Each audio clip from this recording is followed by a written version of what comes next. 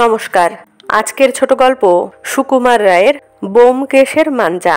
Tokyo, Kyoto, Nagasaki, ওকোহামা বোর্ডের উপর প্রকাণ্ড ম্যাপ ঝুলিয়ে হারানচন্দ্র জাপানের প্রধান নগরগুলি দেখিয়ে যাচ্ছে।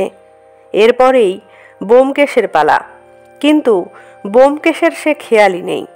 কাল বিকেলে ডাক্তারবাবুর ছোট্ট ছেলেটার সঙ্গে প্যাচ খেলতে গিয়ে তার দুটো ঘুড়ি কাটা গিয়েছিল। সে কথাটা ব্যোমকেশ কিছুতেই আর ভুলতে পারছে না। তাই সে বসে বসে সুতোর জন্যে কড়া রকমের একটা মাঞ্জা তৈরির উপায় চিন্তা করছে। চিনে শিরিষ গালিয়ে তার মধ্যে বোতল চুর আর কড়কড়ে এমেরি পাউডার মিশিয়ে সুতোয় মাখলে পর কীরকম চমৎকার মাঞ্জা হবে, সেই কথা ভাবতে ভাবতে উৎসাহে তার দুই চোখ কড়ি কাঠের দিকে গোল হয়ে উঠছে। মনে মনে মাঞ্জা দেওয়া ঘুড়ি সুতোটা সবে তালগাছের আগা পর্যন্ত উঠে আশ্চর্য কায়দায় ডাক্তারের ছেলের ঘুড়িটাকে কাটতে যাচ্ছে। এমন সময়ে গম্ভীর গলায় ডাক পড়ল, তারপর ব্যোমকেশ এসো দেখি। ওই রকম ভীষণ উত্তেজনার মধ্যে সুতো মাঞ্জা, ঘুড়ির প্যাচ সব ফেলে আকাশের উপর দিয়ে ব্যোমকেশকে হঠাৎ নেমে আসতে হলো একেবারে চীন দেশের মধ্যিখানে। একেতে ও দেশটার সঙ্গে তার পরিচয় খুব বেশি ছিল না, তার উপর যাও দু একটা চীন দেশি নাম সে জানতো, ওরকম হঠাৎ নেমে আসবার দরুন সেগুলো তার মাথার মধ্যে কেমন বিচ্ছিরি রকম ঘণ্ট পাকিয়ে গেল। পাহাড়, নদী, দেশ, উপদেশের মধ্যে ঢুকতে না ঢুকতে বেচারা বেমালুম পথ হারিয়ে ফেলল। তার কেবলই মনে হতে লাগলো যে চীন দেশের চিনে শিরিষ, তাই দিয়ে হয় মাঞ্জা। মাস্টার মশাই দুবার তাড়া দিয়ে যখন তৃতীয়বার চড়া গলায় বললেন, চীন দেশের নদী দেখাও, তখন বেচারা একেবারেই দিশেহারা আর মরিয়া মতন হয়ে বললে, সাংহাই। সাংহাই বলবার আর কোনো কারণ ছিল না। বোধহয় তার সেজো মামার যে স্ট্যাম্প সংগ্রহের খাতা আছে তার মধ্যে ওই নামটাকে সে পেয়ে থাকবে। বিপদের ধাক্কায় হঠাৎ কেমন করে ওইটাই তার মুখ থেকে বেরিয়ে পড়েছে। গোটা দুই চড় চাপড়ের পর ব্যোমকেশবাবু তার কানের উপর মাস্টারমশাইয়ের প্রবল আকর্ষণ অনুভব করে। বিনা আপত্তিতে বেঞ্চের উপর আরোহণ করলেন, কিন্তু কান দুটো জুড়োতে না জুড়োতেই মনটা তার খেই হারানো ঘুড়ির পিছনে উধাও হয়ে আবার সুতোর মাঞ্জা তৈরি করতে বসলো। সারাটা দিন বকুনি খেয়েই তার সময় কাটলো। কিন্তু এর মধ্যে কত উঁচু দরের মাঞ্জা দেওয়া সুতো তৈরি হলো, আর কত যে ঘুড়ি গন্ডায় গন্ডায় কাটা পড়লো সে জানে কেবল ব্যোমকেশ। বিকেল বেলায় সবাই যখন বাড়ি ফিরছে তখন ব্যোমকেশ দেখলো ডাক্তারের ছেলেটা দোকানের সামনে দাঁড়িয়ে মস্ত একটা লাল রঙের ঘুড়ি কিনছে। দেখে ব্যোমকেশ বন্ধু পাঁচকড়িকে বলল, দেখেছিস পাঁচু, আমাদের দেখিয়ে দেখিয়ে আবার ঘুড়ি কেনা হচ্ছে, এসব কিন্তু নেহাত বাড়াবাড়ি। না হয় দুটো ঘুড়ি কেটেছিস বাপু, তার জন্যে এত কি গিরিমবাড়ি? এই বলে সে পাঁচুর কাছে তার মাঞ্জা তৈরির মতলবটা খুলে বলল। শুনে পাঁচু গম্ভীর হয়ে বলল, তা যদি বলিস, তুই আর মাঞ্জা তৈরি করে ওদের সঙ্গে পারবি ভেবেছিস?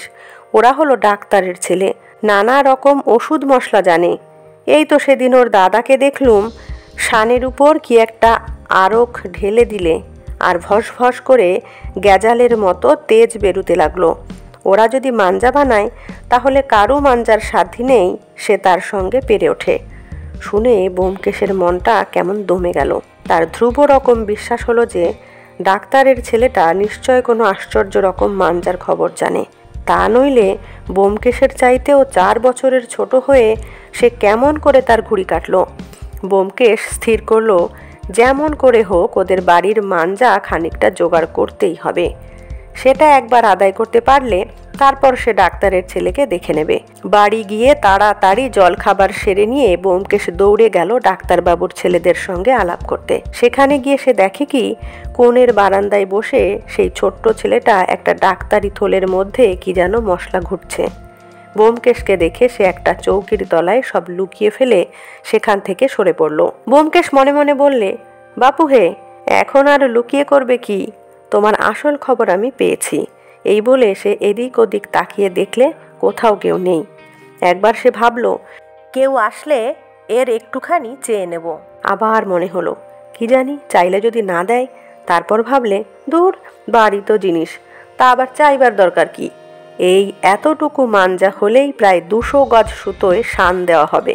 এই ভেবে সে চৌকির তলা থেকে এক খাবল মশলা তুলে নিয়েই এক দৌড়ে বাড়ি এসে হাজির। আর কি তখন দেরি সয়?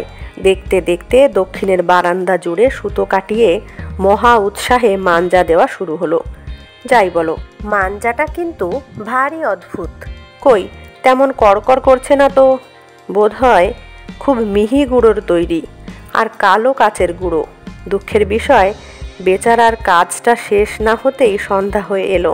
আর তার বরদা এসে বললে, যা যা, আর সুতো পাকাতে হবে না, এখন পড়গে যা।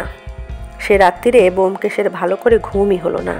সে স্বপ্ন দেখল যে ডাক্তারের ছেলেটা হিংসে করে তার চমৎকার সুতোয় জল ফেলে সব নষ্ট করে দিয়েছে। সকাল হতে না হতেই ব্যোমকেশ দৌড়ে গেল তার সুতোর খবর নিতে। কিন্তু গিয়েই দেখে কে এক বুড়ো ভদ্রলোক ঠিক বারান্দার দরজার সামনে বসে তার দাদার সঙ্গে গল্প করছেন, তামাক খাচ্ছেন। ব্যোমকেশ ভাবলে, দেখো তো কি অন্যায়, এর মধ্যে থেকে এখন সুতোটা আনি কেমন করে?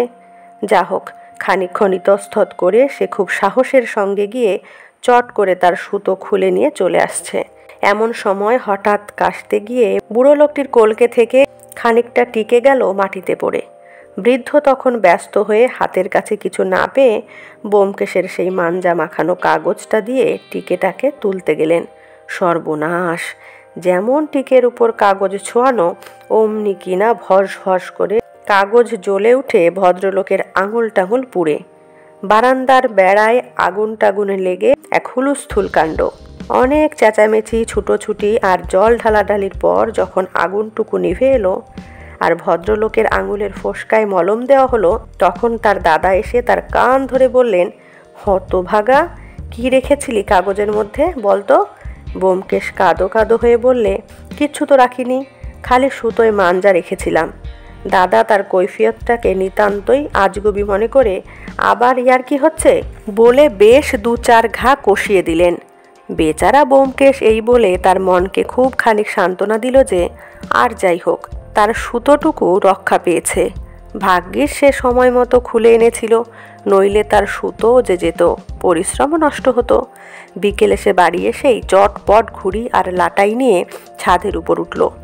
মনে মনে বলল, ডাক্তারের পো আজ একবার আসুক না, দেখিয়ে দেব প্যাচ খেলাটা কাকে বলে। এমন সময়ে পাঁচ করি এসে বড় বড় চোখ করে বললে, শুনেছিস? ব্যোমকেশ বললে, না, কি হয়েছে?